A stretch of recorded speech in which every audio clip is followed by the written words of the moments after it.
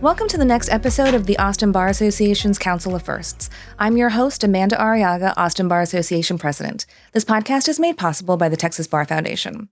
Today, I'm honored to introduce Justice Gisela Triana. Justice Triana has been a first in so many of her legal positions. In 2004, she was elected as the first Latina judge to preside over the 200th District Court. In 2018, she became the first Latina justice of the Third Court of Appeals.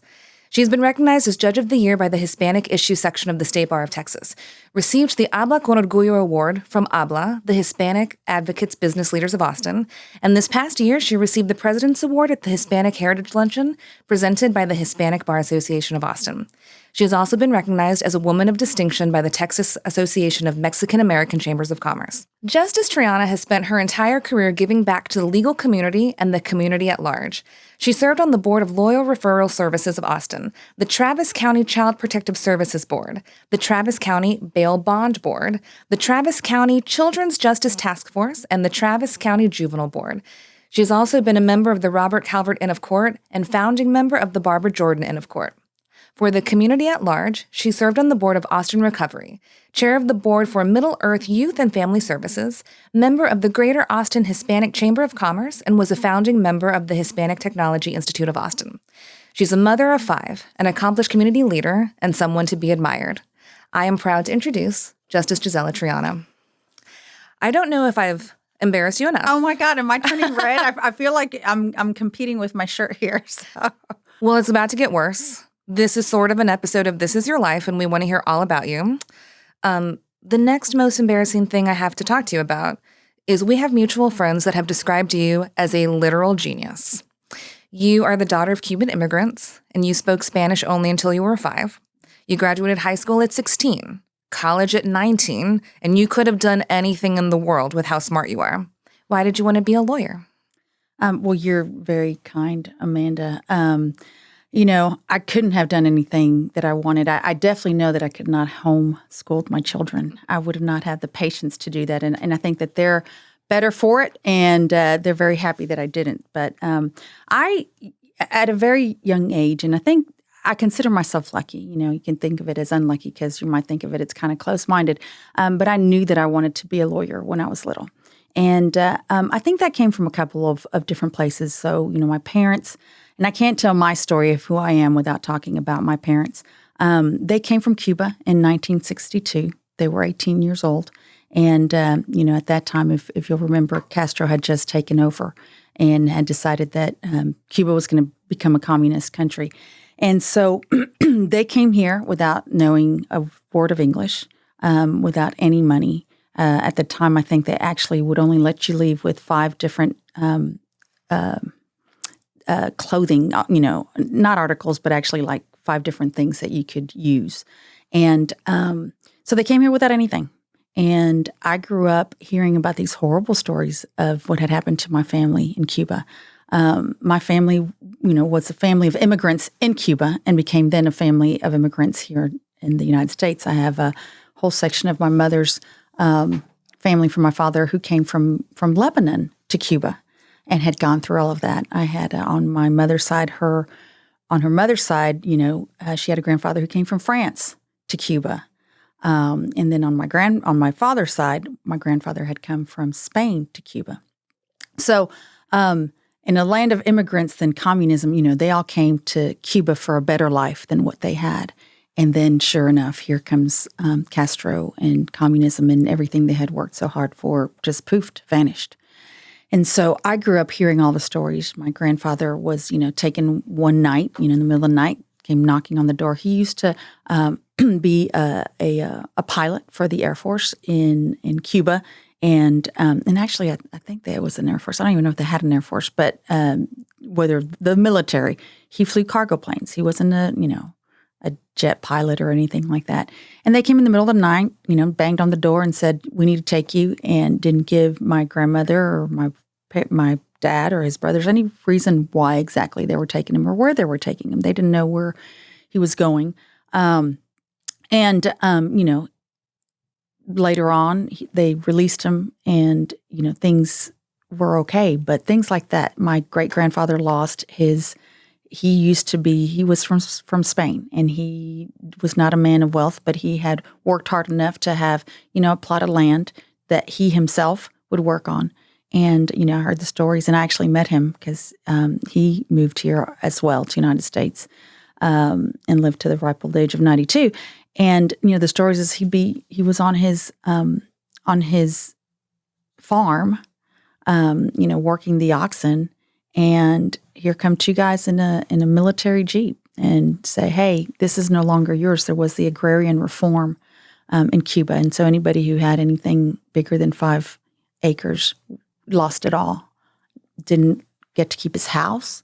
And so he, was already elderly but didn't really understand what's going on. So he kind of kept on, with the oxen. And then they're like, "You don't understand. This no longer belongs to you. You have to leave."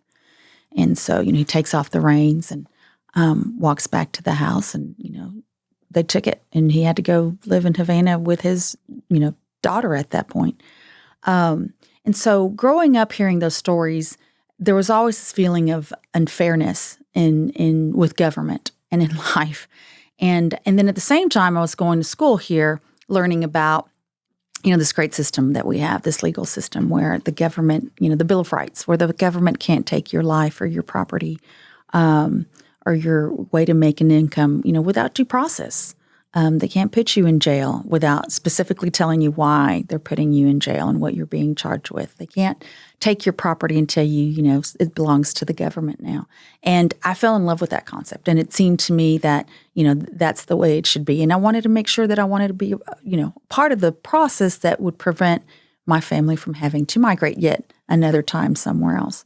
And so I knew I wanted to be a lawyer. And, my grandmother, God rest her soul, she used to tell me all the time, I think like most lawyers probably, I was very argumentative when I was a child. Still am, some people would say. And she's like, "Oh, she's going to be, I said, "Oh, well, she's going to be a lawyer." And so I knew that that's what I wanted to do. That's where my passion lied. And I have been the better for it. I've never second doubted that. I was born to be a lawyer. And so that's kind of where I ended up.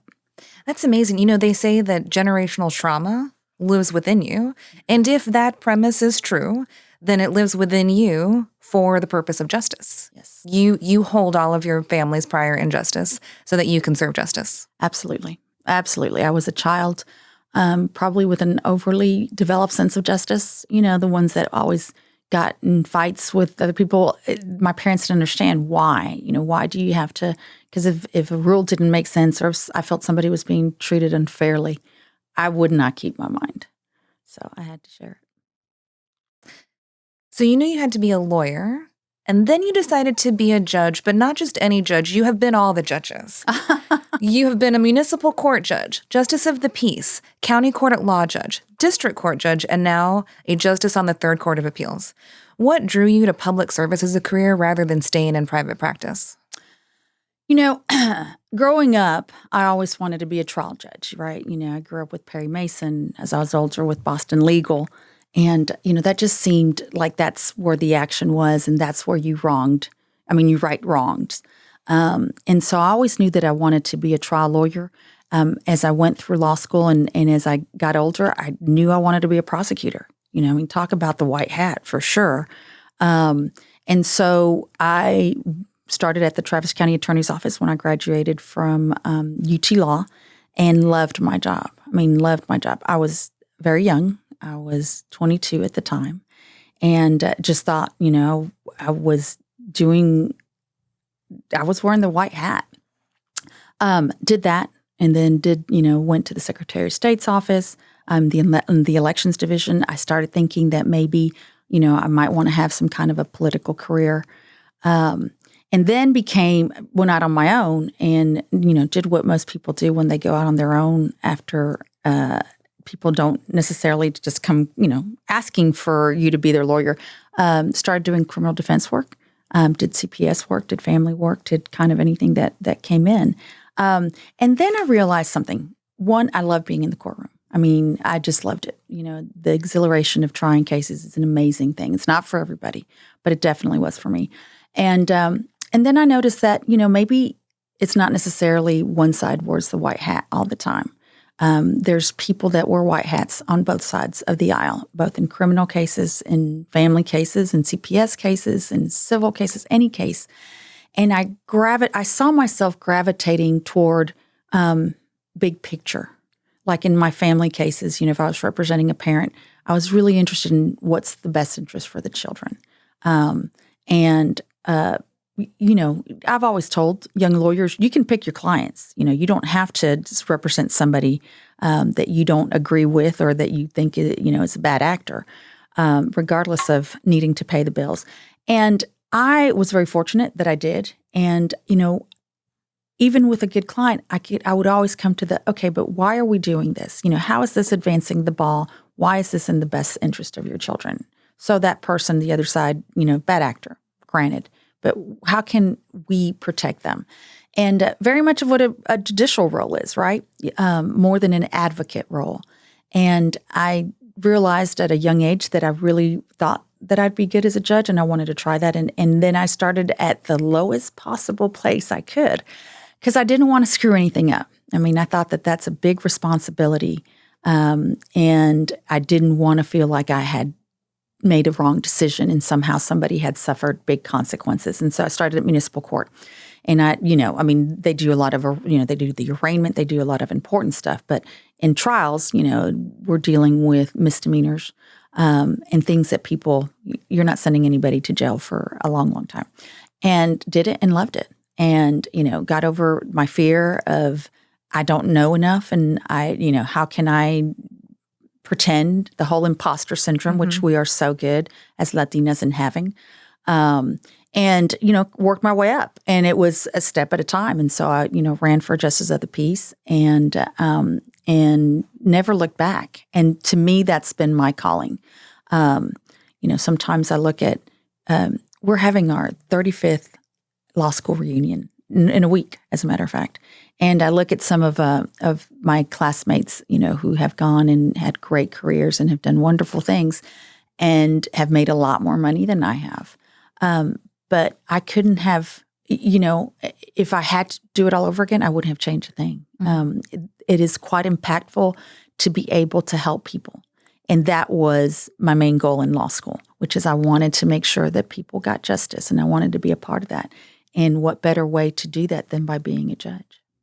I imagine as a 22-year-old law school graduate, having that passion, that focus was really helpful. Because if you were just a young Latina in school without the focus, I would think it would be a lot harder. It's interesting because obviously there were not a whole lot of Hispanics in my class. But I was not like, some people was like, there was 3 of us. But what's interesting is I think I was much more conscious of my age than I was ever of being Hispanic or being a woman. I think the idea, everybody somehow, at some point, people realized my age, and I felt that, it was like, oh, okay, well, she's just, what does she know? She's just a child. And so,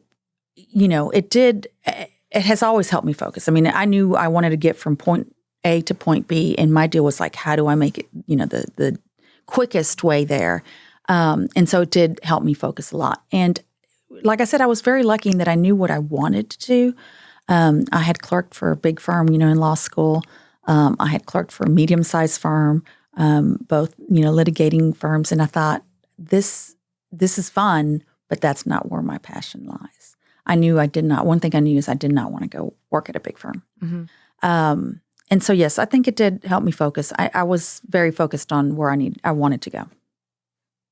Well, and it's funny, in response to the people who thought you were too young, again, you were essentially the Doogie Howser of your high school and your college, so they can calm down. You accomplished a lot in a short amount of time. And well, there were things like I remember, and I'll never forget this, in our first year criminal law, and we were dealing with mens rea, right? We were dealing with what you needed. And I remember there was a case where the husband, killed the wife, and his whole it was way before Ambien, so I don't think that they could blame it on Ambien. But there was this idea that he wasn't awake or he didn't know what he was doing, and so he didn't have the proper mens rea. And coming from, first of all, I didn't know any lawyers when I started in law school. I did not grow up around lawyers. And so to me, that just seemed farcical, right? As a non-lawyer, it was like, are you kidding me? He killed her. End of story. You know, who's going to ever... And what I didn't appreciate was, well, you always get to make whatever claim you want to, whether it's believable or not. And that I have come to learn and appreciate that the law system doesn't prevent you from coming to court. The doors are open wide for anybody to come with whatever claim they want to. But at the time, and I was very vocal about it in class. You know, I was like, I don't understand this. How can are we really arguing about whether he knew, he was killing his wife and whether. And I missed the total point of the case. And so, I think that at some point then that was like, oh, well, she's just too young. She doesn't. And it was more of my passion coming out like, this is wrong. This is wrong. So I've managed to temper it. Being a judge, you have to be very open-minded and you have to listen to all of the evidence. And so in that way, I probably, am more mature. But yes, it hasn't served, it was not a disservice to me that I was young. It just was the way that it was meant to be. Well, you mentioned earlier the word responsibility. And so I am wondering, you were the first Latina justice of the Third Court of Appeals, the first Latina judge of the 200 District Court, and the first Latina Travis County Court at Law judge. Did you think about the responsibility of being the first Latina of all of those offices? Well, I was the first Latina of the Criminal County Court at Law judges. Judge Naranjo, who was elected a little bit before I has and is the first Latina countywide judge that was elected. She was on the civil side, of course. I can honestly say at the beginning, no. I did not necessarily appreciate. Our Cuban heritage is very different than, the Mexican-American heritage. I grew up in San Antonio, and I had friends, and I didn't speak English till I was 5, and I love speaking Spanish. I mean, I will go to Spanish if I can with anybody, and it usually takes them a couple of times answering in English before I'll switch back to English. It's like, okay, fine, if you want to speak in English. But, I didn't come here. I had friends who were my age in college who understood Spanish completely but could not speak it. And it was because their parents had lived with the racism and with the, discrimination against speaking Spanish in school, at the workplace, anywhere. And so that was not part of my historical background, and which was very strange. So I did not come up thinking like, oh, I'm a Hispanic and somehow that makes me different. I've always thought it's very special to be a Hispanic because you're different than everybody else. And I always wondered, how would it feel to just have generations of, Americans here? And they're not mutually exclusive. We have plenty of Hispanics in Texas who have had generations, multiple generations here, since before we were even part of the United States. But I didn't grow up. And so it's strange, and I'm going to digress a little bit because it always takes me to I always felt that I had one foot, being Hispanic and one foot being a Texan or an American. And sometimes you didn't really fit anywhere. And my background was so different. We were in Texas, Cuban background was not particularly, I didn't grow up with a lot of Cuban friends or kids that were Cuban. And so there is that there's a feeling of I don't belong, but it's so much more. You feel like as a Hispanic, you just have this complete community behind you. And it, like I said, it makes you feel special and different than everybody else. So I think at the beginning I did not have an appreciation for what that meant. It clearly became evident to me once I was elected, once I was appointed to the county court at law, that it meant a lot to a lot of people. When I was appointed to the county court at law bench, I guess back in 99 to start in 2000, the commissioner's court very much wanted to appoint a Hispanic person to that bench, and they made no secret about it, that the judge who had retired was Hispanic, and we wanted at that time on the criminal side, we had no Hispanics at all on the district bench or on the county court of law bench, and so that was to my benefit. But there were a lot of other very qualified Hispanic lawyers who could have been appointed as well. So I definitely realize it now and have come to embrace my feeling that I don't belong anywhere, and at the same time that I belong everywhere because of that. And am so proud of all of the Latinas that just got elected and that have been elected, especially the judges. It is a sense of pride that I have, that it no longer is, a Latina running, interesting, versus, yeah, why not? Of course, Do you think that because other people pointed out how important it was to you, how important it was to them that you were the first Latina of all of these courts, that's why you give so back to the organizations that you choose to give back to? Yes and no. I definitely, when I hear especially a Hispanic, a Latina attorney say, you're not going to remember me, but, I came to your court, when, a personal case. When I hear, the Latina judges say, you have been a mentor to me. And it's weird because it's like, I don't feel like it. Like, what do you mean? I've just been your friend, So it's not necessarily, so it does. It impacts everything you do. You realize, okay, you are a role model. You need to act differently. You need to be differently. You need to go against all of those stereotypes of Hispanics in general, Latinas in particular, a woman also, and you try really hard. But what I said yes and no is I've always, even before I came to truly accept or recognize that, Hispanic causes were always a part of what I wanted to give back in.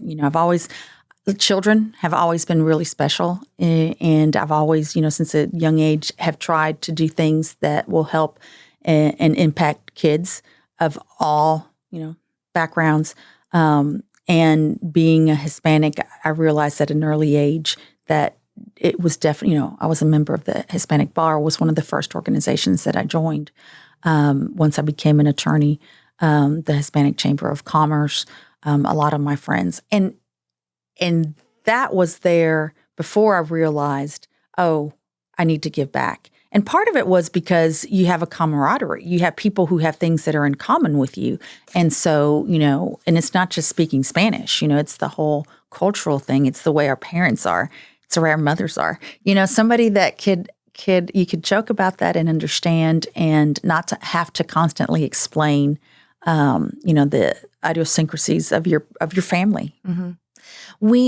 I believe we were at the same event last week, though we didn't get to see each other, a mentoring event for young undergrad Latinas interested in being lawyers.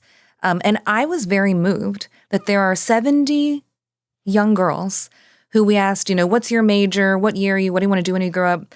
And there would be these freshmen who knew, I'm a freshman, I'm majoring in this thing, and I am going to save the world. And I thought, oh my gosh, the future is bright, and I am so inspired by them. And I'm sure that you felt the same way at your table. Well, and I just got goosebumps. Yes. And absolutely, to see how far they've come, and to see that, resolution that they have, and that disposition. And it's great because a lot of them, most of them, they're not thinking of law school for the money. They're not thinking of, I want to be the first person to graduate law school in my family. I want to be, they're thinking of it because they're either upset at what they see going on in the world, or they have a calling, or they really want to help. And, that's one of the things that I told them all the time. I said, they say that you become a lawyer to change the world, and then, you grow up, and then, you stay in it to make money. I go, no, it doesn't have to be that way. And you don't have to choose either, right? I mean, it's not like you're going to be poor by doing civil rights law. It's just a different quality of life. And so I'm always encouraging women and minority women and Hispanics, and it's just a great career. And so, yes, it was a wonderful. I'm so proud of. I think it was put by Cafecitos and by the Travis County Women Lawyers Association. And I think Austin is very fortunate in that we have women and women of color that are very interested in mentoring and very helpful to the girls that are coming up and the young women that are coming up. Yes, we're going to talk to the founder of Cafecitos in a future episode, and I'm very excited to highlight that organization that is specifically targeted to Latina lawyers. Yes. It never occurred to me growing up that there would be a need for such a thing, but you're right. As soon as this group is put together, immediately there's this different sense of home. Yes. That you don't necessarily get everywhere else in other organizations. It's a sisterhood. And absolutely, it's the same thing. You might not even know what you don't know. And I think I was in the same place, which is I didn't know that you needed. When I went to school, I'm not even sure. I don't think there was Chelsea wasn't around, or if it was, I definitely was not aware of it. And yet you've got, and I think it's part of the maturity. It's part of just looking all around. You can't but see what's happening and how people are being treated differently. And you're right. It would be great. I cannot wait for the time where people don't say, oh, and you're the first, Latina to get elected to the district bench in Travis County, or the first Latina, to be the first Hispanic ever to be on the Third Court of Appeals. It's like, wow, I thought Austin was much more progressive than that. So I'm looking forward to the time where people won't even think, oh, yeah, she was a pioneer. It's just going to be like, oh, wow, really? There was a time that was like that? So. Well, you'll always be that pioneer. But I think that what we saw in the swearing-in ceremonies for the judges this year is that it is much more common that there are now females and minorities that are getting elected, and that's great. It is great. Not because a female minority has a leg up. We certainly don't, but because it's common. And we're just part of society. And they just happen to be the people that are qualified, that are running, and that are winning. Correct. And, it's like everything else. Like I remember my kids grew up, I was a judge, their father was a lawyer. And so they just kind of assumed that judges would be women. That's, boys would be lawyers and judges would, which is great as far as I'm concerned. It wasn't like that, when I started off for sure. But I think that you're right. I think that it's like, it can't help but become, it's like, okay, not a big deal. So, a Latina gets elected. Okay. We're used to that. I love that. That should be a slogan. Latinas get elected. # we're used to that. Exactly. We're going to put that for your next campaign. Okay. So you have served and led many legal and community organizations throughout your career, but you specifically helped establish 2 very different organizations, and I want to ask you about them. The Barbara Jordan Inn of Court and the Hispanic Technology Institute of Austin. What is so special about these 2 organizations that you were compelled to be a part of creating them? And so, I'll start with the Barbara Jordan Inn of Court. There were people who put in this, blood, sweat, and tears to get that going. It's the newest inns of court that we have. We have currently 4 here in Austin.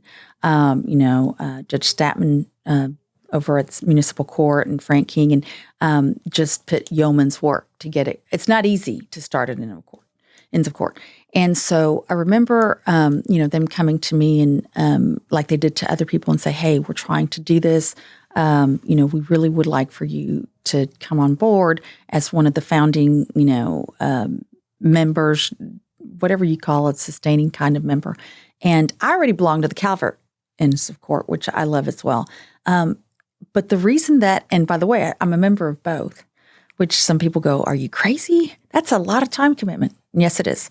But the idea was, and, there's a reason why they picked Barbara Jordan, that sometimes the Inns of Court feel a little exclusive, a little mainstream, whitish, older male type. And so the idea behind the Barbara Jordan's court was that this was an opportunity to get more people involved, more women and more minorities. And I couldn't say no to that. I couldn't say, hey, I already have an in. I'm really happy with my in. Good luck to y'all. And I was absolutely, I want to be a part of that. I want to be a part of something that gives more opportunities to, more people that might not have that opportunity to be a member of the Inn. And so, I'm very proud of all the work that they've done and everything that they've done. So with the Hispanic Technology Institute of Austin, that's near and dear to my heart. So the Austin Chamber of Commerce, which at the time I was very involved in, decided that they wanted to start basically an incubator for mainly, Hispanics, but for anybody, to come and learn how, if they were interested in opening their own business, how to do that. And I'm talking about everything from, what's a business plan, how to make a business plan, how to go, speak to a lender about lending you money, how to do a payroll. I mean, just basic stuff for people who were either already in their own business but didn't have a business background, but were selling something or doing something, or people who were interested in could come and learn from other people who taught, and they were very technologically advanced for the time. We had computers, and it was free.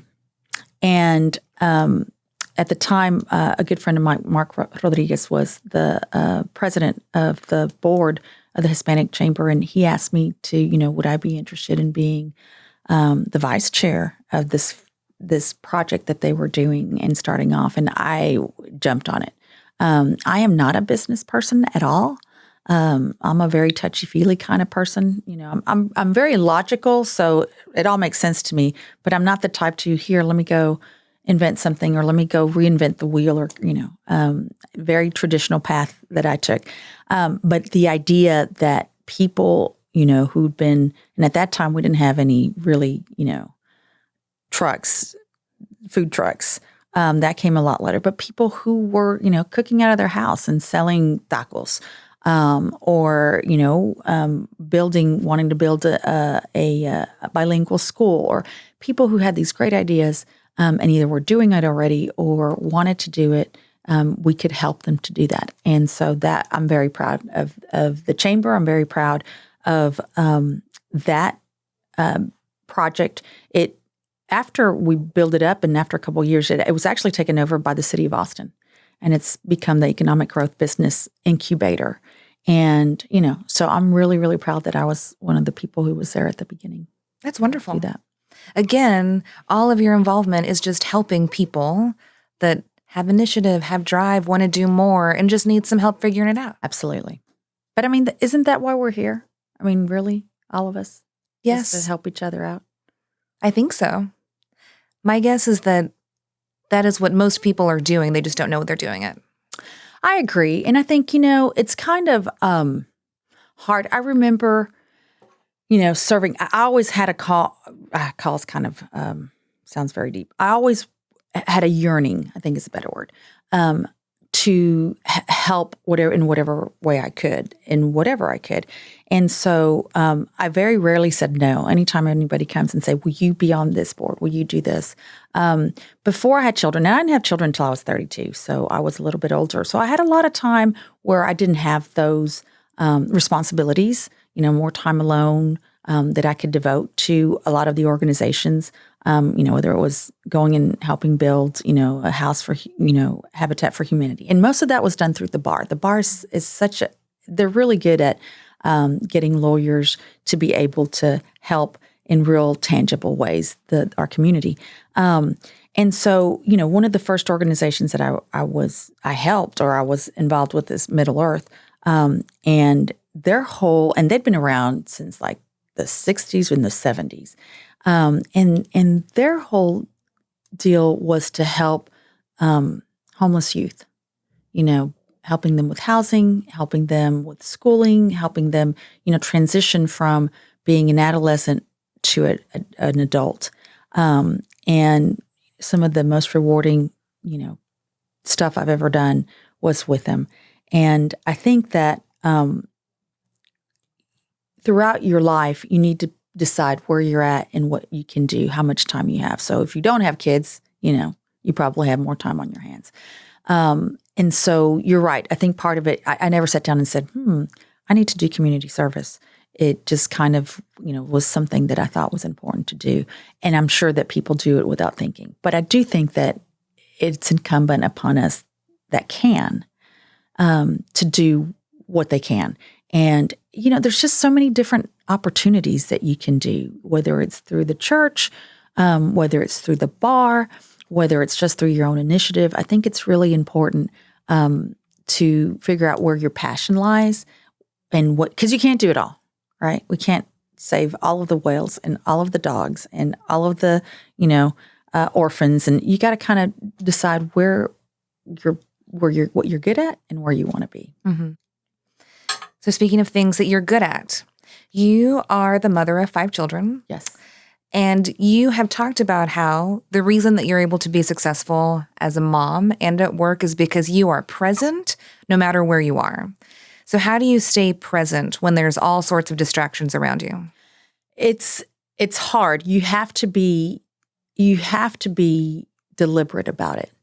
And I'll tell you, it's gotten even harder like after COVID, because now everybody, can reach you, and everybody's used to being reached at any time in the middle of the night.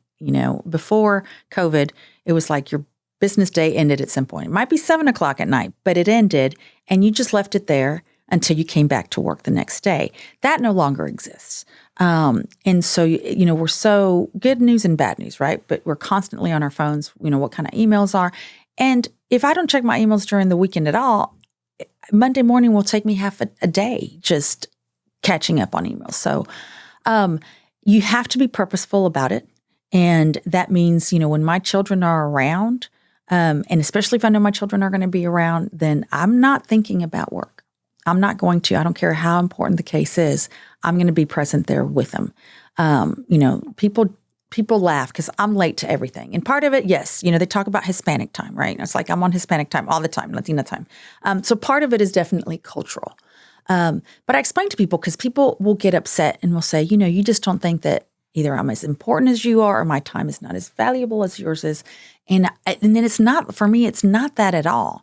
But if I'm talking to you and, we're dealing with something and I'm present there, I'm not going to say, hey, I'm sorry, gig's up. Let's pick that up, next time we talk about. I'm going to be there present for you. And invariably, it makes me late to everything I do. But there's a lot of efficiency in it, and that I don't have to circle back to that most of the time. And so when I'm at home, it doesn't mean that you never think about work, but, it's, okay, what are your kids? And especially, they're older now, so everybody has an opinion about what they want to do, how they want to spend the time together. And so, it's easy to make plans, and I just keep them. I'm not, that's one of my things. If we're planning on being together, then and it might just be watching a movie. That's where you're at. We tend to get together. My family gets together a lot. My parents, they live in San Antonio. My brother lives in Dallas. My sister lives in San Antonio, and I've got aunts. We just had Easter, and everybody came to the house. So we had 18 people at the house, and they stay at the house. They sleep at the house, and it's a madhouse. But that's it. That's all. I don't have any bandwidth. I did not check my emails this weekend. It's sort of like, sorry, I've got too much to do and I'm with family. But when you're at work, then the opposite should be true. And that's hard, right? Especially when you have little ones, because you want to be with them every single day. And I tell that to young mothers all the time. It's like, if you work outside the house, it's okay if you don't see them take their first steps. You'll see them take their 4th step, their 5th step. It's just as impactful. Don't beat yourself over, you've got to be everywhere all the time, super mom, super wife, super partner, super associate, super everything. You don't. You just have to be good at it. You don't have to be super at any of it. And so when I'm at work, my kids know, if they'll call, I'll answer because usually there's something going on. But otherwise, no, I'm not going to, and I was the worst. I'm kind of tough with my kids. My son would call and say, Mom, I forgot my cleats. I said, well, I guess we'll see how good tennis shoes are on the soccer pitch. But you know what? He'd never forget his cleats again. That's a whole other, discussion on my theories on raising children. But it's sort of like, no, I'm at work now, and cleats don't rise to the point where I need to go home and pick them up for you. So it's hard, but at the same, I think everybody around you really appreciates it, and they'll give in kind. If you're at home and constantly on the phone, or if you're at lunch with somebody, how aggravating is that when they're constantly checking their phone to see? It's sort of like, I'm sorry, am I boring you? Do you have something else you need to do? And I don't mean it's always. Sometimes it's like, yes, as a matter of fact, I'm waiting on a mandamus that we're trying to get out. And so that's part of the gig. But be there for the people, whether it's work or whether it's home or whether, it's volunteering. Be there and be present to them. I've always said, my kids make me a better judge, and being a judge makes me a better mom, which is, I love both of those. And one makes me, when I'm on the bench, and especially if it's a case that grabs my heartstrings, something that happened to a child, you think about your children and you're just so happy, that your children are safe and, healthy. And then, when I'm with them, they drive me nuts. And I'm like, oh gosh, I can't wait to go back to work. But you love life. And I think you'd just be a much happier person. Well, and I think that being present must be really helpful, especially as your kids are older, because I'm sure that you've asked the question, how are you today? And the answer is fine.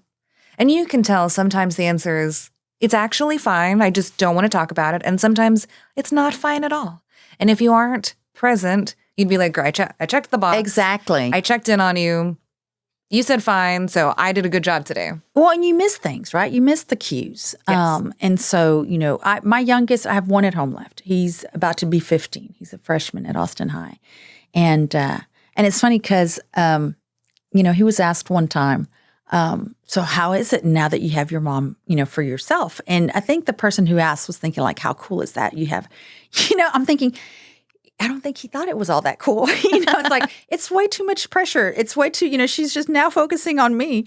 But I'm the mom who, every day, and we carpool. And I ask all the boys, so how was today? What did y'all do? Did you have a test? And I really, truly want to know. It's not just, that doesn't mean that there are not times I'm picking them up and I'm on the phone discussing a case. And so I don't get to talk to them at all that day. But, and there's a part of them that kind of are embarrassed about it. Just like, why can't you be like every other mom who doesn't ask any questions? We just get in the car and, we're either on our phones or talking among ourselves. And yet I know they appreciate it. I think they really enjoy having a parent who truly cares about your day. So tell me about your day. And sometimes it's like with regular people, adults. You have to pry a little bit. You have to more than just, hey, how you doing? Fine, great. Because they're not going to volunteer. All it takes is you sitting down and say, well, tell me, how's your daughter? Last time we talked, she was going through this, or she was, so are we going, like I have a lot of my friends that are parents, our kids are going off to college, so how is that going?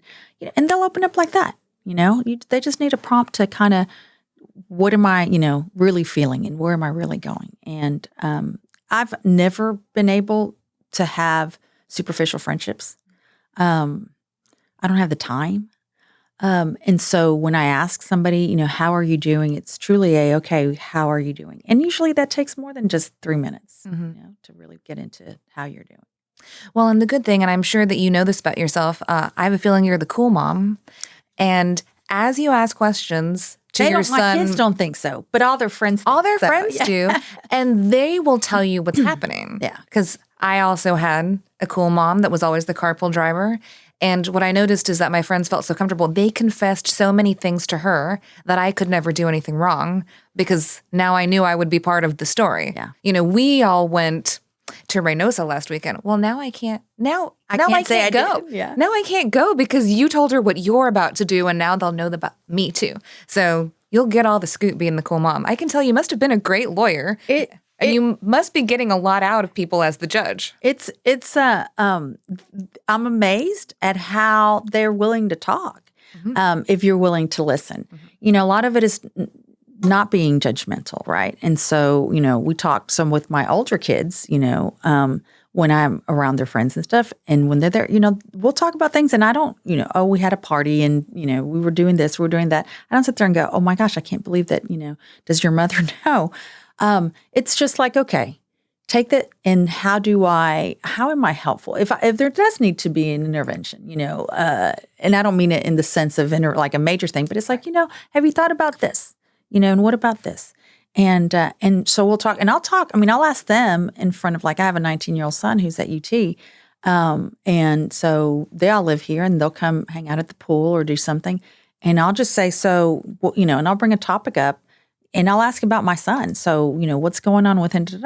And they'll spill the beans. They're like, well, this is, and there's never a feeling of, I don't think I've never gotten from my kids like, I wish you would stop doing that.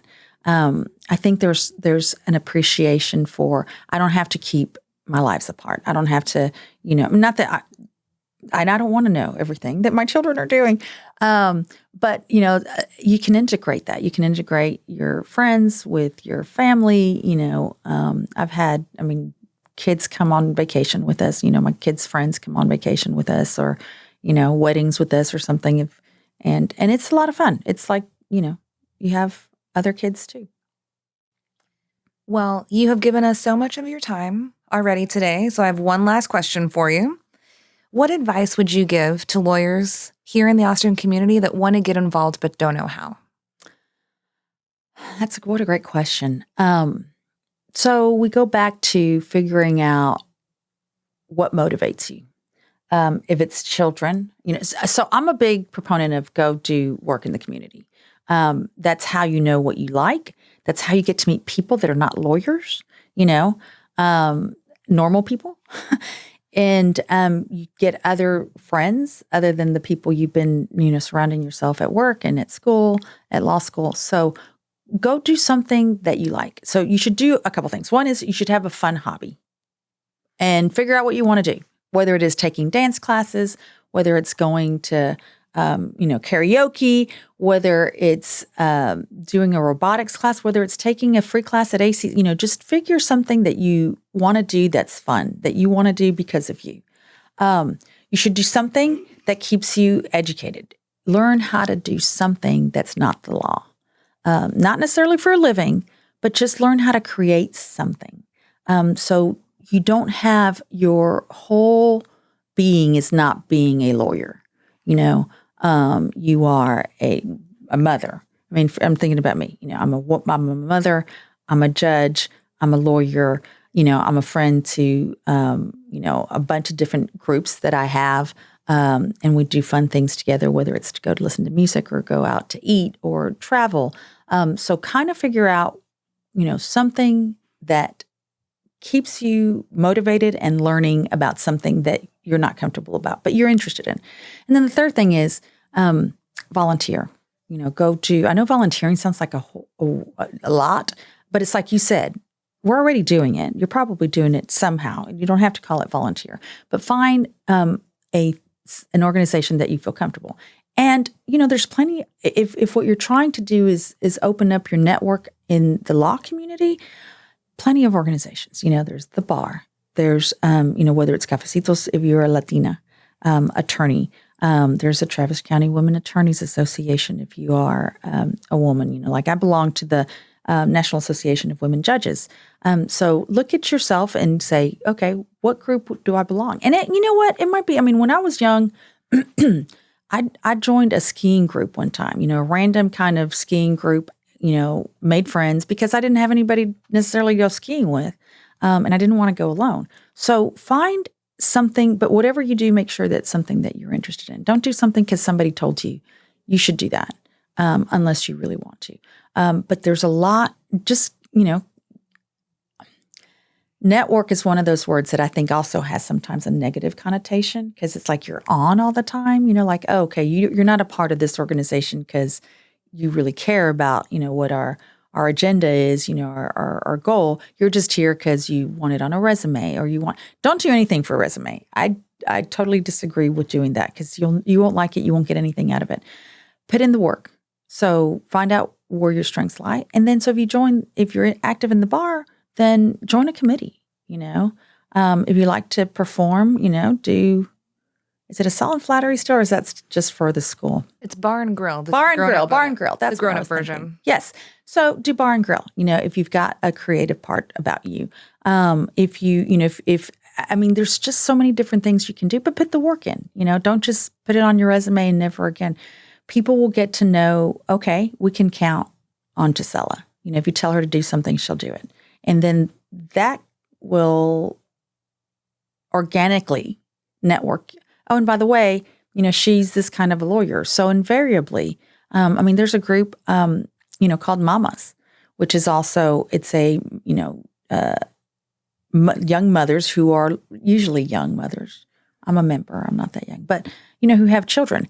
And it's a great group because people are constantly asking for advice about everything in the world. How do I handle this? Or, do you have a good nanny? Or what did you do, when your child went through this? Find groups that are supportive and then, but put in the work also. Well, I appreciate you being here so much. I know that our audience is going to love this discussion. I hope so. You're very kind for asking me to come, and I really appreciate that. I always, my prayer before I speak to anybody is like, let's at least one person leave with something that's hopeful to them, that's helpful to them, that gives them, whether it's encouragement, propulsion, to do something that they maybe need. Well, I think you have left me hopeful and helpful.